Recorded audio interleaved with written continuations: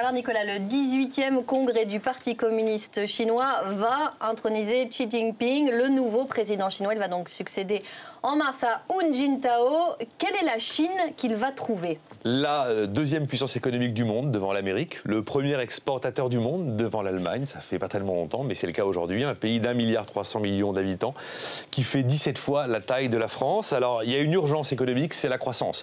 Parce que la croissance en 2012 devrait être de 7,5%. Ça paraît beaucoup pour nous, mais c'est une quasi-récession en Chine. La Chine était habituée à 10% de croissance en moyenne depuis quasiment 30 ans, et elle a besoin de 10% de croissance tous les ans, car cette croissance permet de créer les 11 à 12 millions d'emplois urbains qui permettent tout simplement d'absorber l'exode rural. Il en va de la stabilité sociale de ce pays. Donc il y aura sûrement une politique de relance en Chine, probablement une politique plutôt keynésienne avec des grands travaux pour soutenir l'emploi et une politique de taux bas pour essayer de soutenir la consommation. Voilà ce schéma général. Nicolas, peut-on dire que la panne de croissance que l'on connaît en ce moment impose à la Chine d'évoluer radicalement? Absolument, et pour deux raisons principales. La première, je l'ai déjà citée, l'obligation d'absorber tous les ans l'exode rural, 11 à 12 millions d'emplois urbains. Et la deuxième raison, l'obligation de s'enrichir vite avant de devenir vieille, car à partir de 2022, la population active devrait commencer à décliner. Donc l'enjeu pour la Chine est d'être en mesure à ce moment-là de payer son vieillissement. Alors Nicolas, que peut faire ce nouveau président?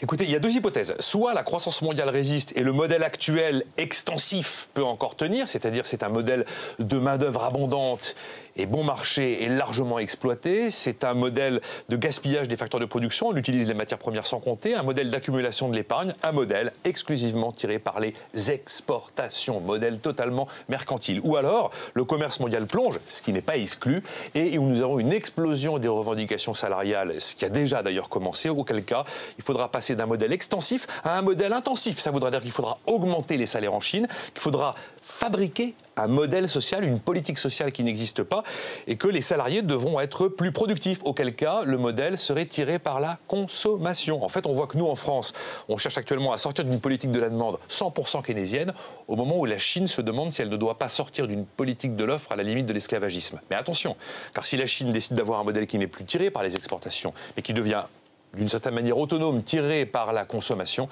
ça veut dire que l'énorme montagne d'épargne chinoise va cesser de financer l'endettement des pays riches. Et pour nous, ça veut dire le début de la fin de ce mirage qui nous fait croire que nos modèles sont encore viables.